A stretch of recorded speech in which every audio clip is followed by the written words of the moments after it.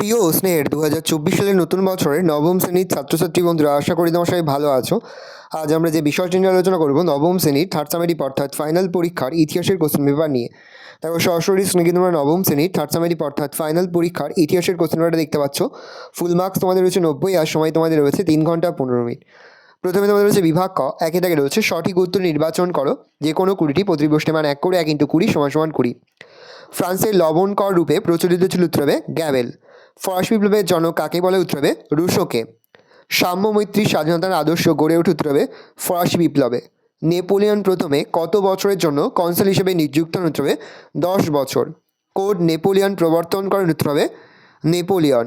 Napoleon গ্রাদ army নিয়ে Moscow অভিযান করেন উত্তর হবে 1812 খ্রিস্টাব্দে। পরের প্রশ্ন, ভিয়েনা সম্মেলন কবে অনুষ্ঠিত হয় উত্তর হবে 1815 খ্রিস্টাব্দে। কার্লসবার্গ ডিগ্রি জারি হয়েছিল উত্তর হবে জার্মানিতে। বিপ্লবের বছর বলা হয় উত্তর হবে 1848 খ্রিস্টাব্দকে। ইতালির জাতীয়তাবাদের প্রাণপুরুষ ছিল উত্তর হবে ম্যাসিনি।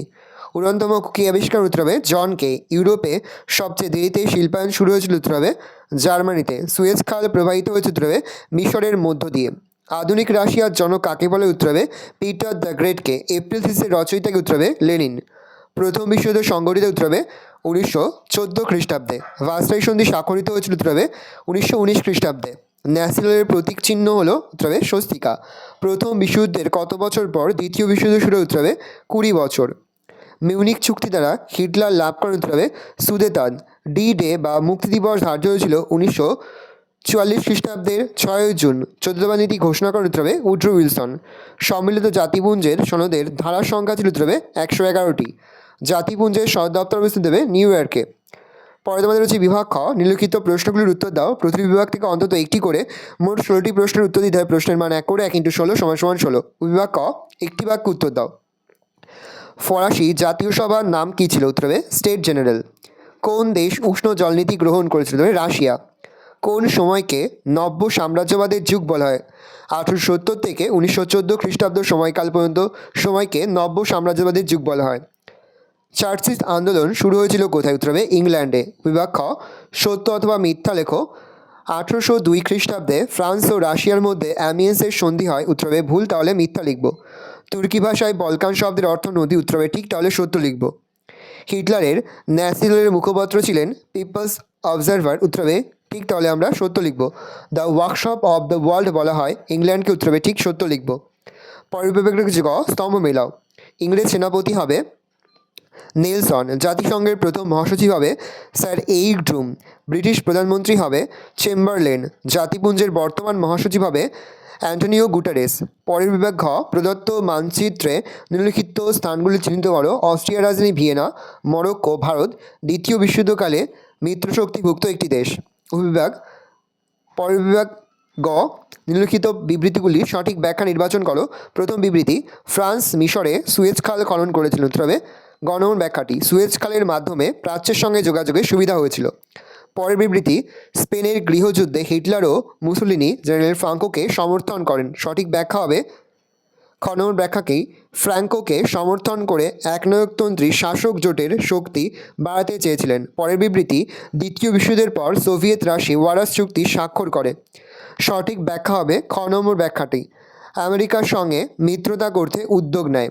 পরের বিবৃতি, জাতিপুঞ্জের নিরাপত্তা পরিষদ বহু ক্ষেত্রে সিদ্ধান্ত গ্রহণে ব্যর্থ হয়। সঠিক ব্যাখ্যা হবে ক নম্বর ব্যাখ্যাটা। নিরাপত্তা পরিষদের কোনো না কোনো স্থায়ী সদস্য ভেটো প্রয়োগ করে। পরের বিভাগ তোমাদের রয়েছে বিভাগ গ, নিম্নলিখিত প্রশ্নগুলি 2 থেকে 3টি বাক্য উত্তর দাও যে কোনো 11টি। প্রতিটি প্রশ্নের মান 2 করে 2 × 11 = 22। প্রথম, লেতর দ্য ক্যাসে কি উত্তর দেখি নাও। পরের প্রশ্ন, থার্ড এস্টেট কি। পরের প্রশ্ন, সন্ত্রাসের রাজত্ব বলতে কি বোঝো। পরের প্রশ্ন, কোড নেপোলিয়ন কি।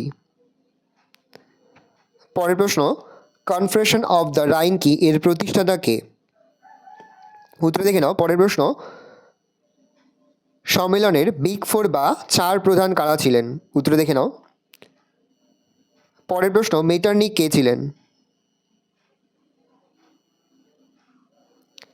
পরের প্রশ্ন, পিটারলুর হত্যাকাণ্ড কি।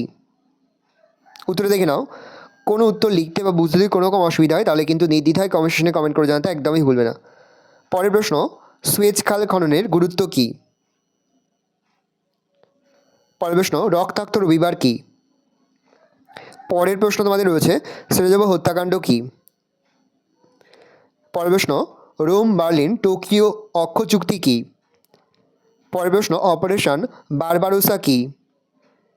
পরের প্রশ্ন সম্মিলিত জাতিপুঞ্জের ঘোষণাপত্র বা রাষ্ট্রসংঘের ঘোষণাপত্র কী। পরের প্রশ্ন ভেটো কী। পরে তোমাদের হচ্ছে বিভাগ ঘ লিখিত প্রশ্নগুলির 7 থেকে 8টি বাক্য উত্তরে যে কোনো 6টি, প্রতিটি প্রশ্নের মান 4 করে, 4 গুণ 6 = 24। প্রথম প্রশ্ন ফরাসি বিপ্লবে নারীদের ভূমিকা কী ছিল। পরের প্রশ্ন নেপোলিয়নের সংস্কারগুলি আলোচনা করো। পরের প্রশ্ন ইটালি ঐক্য আন্দোলনে ম্যাসিনির ভূমিকা লেখো। পরের প্রশ্ন ক্রিমিয়ার যুদ্ধের কারণগুলি লেখো। পরের প্রশ্ন ইংল্যান্ডে সর্বপ্রথম শিল্প বিপ্লব সংগঠিত হওয়ার কারণগুলি আলোচনা করো। পরের প্রশ্ন ফেব্রুয়ারি বিপ্লবের কারণগুলি আলোচনা করো। পরের প্রশ্ন প্রথম বিশ্বযুদ্ধের ফলাফল আলোচনা করো। পরের প্রশ্ন রুশ বিপ্লবে আন্তর্জাতিক প্রভাব আলোচনা করো। পরের প্রশ্ন ফ্যাসিবাদের উপর একটি টিকা লেখো। প্রশ্ন স্পেনের গৃহযুদ্ধের কারণ আলোচনা করো। পরের প্রশ্ন সম্মিলিত জাতিপুঞ্জের গঠনের ও উদ্দেশ্যের নীতিগুলি লেখো। পরের প্রশ্ন জোট নিরপেক্ষ আন্দোলন সম্পর্কে সংক্ষিপ্ত বর্ণনা দাও। পরের বিভাগ রয়েছে বিভাগ ঙ লিখিত প্রশ্নগুলির 15 থেকে 16টি বাক্য উত্তরে যে কোনো একটি, প্রশ্নের মান 8। ফরাসি বিপ্লবে দার্শনিকদের ভূমিকা আলোচনা করো। পরের প্রশ্ন জোলফারেন কেন গঠিত হয়েছিল। জার্মানি ঐক্য আন্দোলনে বিসমার্কের ভূমিকা সংক্ষেপে আলোচনা করো। পরের প্রশ্ন দ্বিতীয় বিশ্বযুদ্ধের প্রভাব আলোচনা করো অথবা দ্বিতীয় বিশ্বযুদ্ধের কারণগুলি আলোচনা করো। ভালো করে দেখে নাও, এই রয়েছে টোটাল তোমাদের থার্ড সামেটিভ অর্থাৎ ফাইনাল পরীক্ষার নবম শ্রেণীর ইতিহাসের কোশ্চেন পেপার। ভালো তোমার কোশ্চেনটা দেখে নাও। আশা করি ভিডিওটা ভালো লেগেছে। ভিডিওটা ভালো লাগলে ভিডিওকে লাইক করতে ভুলবেন, আর আমার চ্যানেল নতুন হওয়া লাল কালার সাবস্ক্রাইব প্রেস করে পাশে বেল আইকনটা প্রেস করে যখন নতুন করে ভিডিও আপলোড করি সবার ফার্স্ট নোটিফিকেশন পেয়ে যাও। আর এই ভিডিওটি তোমার বন্ধু বান্ধবী আত্মীয়স্বজন সবার মধ্যে কিন্তু অনেক শেয়ার করে যেটা বছর নবম শ্রেণীতে পড়ছে। আমরা কিন্তু ইতিমধ্যে নবম শ্রেণীর প্রতি বিষয়ের সিলেবাস, প্রশ্নকার এবং নমুনা প্রশ্নপত্র কিন্তু আপলোড করে দিই তোমাদের এখনও পর্যন্ত। সেই ভিডিওগুলো না দেখে থাকো, ভিডিওগুলো কিন্তু তাড়াতাড়ি দেখে নাও। তোমাদের সকলকে জানাই আগাম পরীক্ষার অনেক শুভেচ্ছা এবং অভিনন্দন। একেবারে ভিডিও শেষে স্ক্রিনে তোমরা একটা প্লেলিস্ট দেখতে পারবে, তারপরে ক্লিক করলে সমস্ত ভিডিওগুলো কিন্তু তোমরা পর দেখে নিতে পারবে। আজ আমরা যে প্রশ্ন উত্তরগুলি নিয়ে আলোচনা করলাম, প্রতিটি প্রশ্ন উত্তরই কিন্তু এবছরের ফাইনাল পরীক্ষার জন্য খুবই গুরুত্বপূর্ণ। সেহেতু প্রতিটি প্রশ্ন উত্তরই খুব ভালো করে তোমরা মুখস্থ করে ফেলবে। কোনো প্রশ্নের উত্তর লিখতে বা বুঝতে যদি কোনো রকম অসুবিধা হয় তাহলে কিন্তু নির্দ্বিধায় কমেন্ট সেকশনে কমেন্ট করে জানাতে একদমই ভুলবে না। ভালো করে দেখে নাও, এই রয়েছে টোটাল তোমাদের ফাইনাল পরীক্ষার নবম শ্রেণীর ইতিহাসের কোশ্চেন পেপার।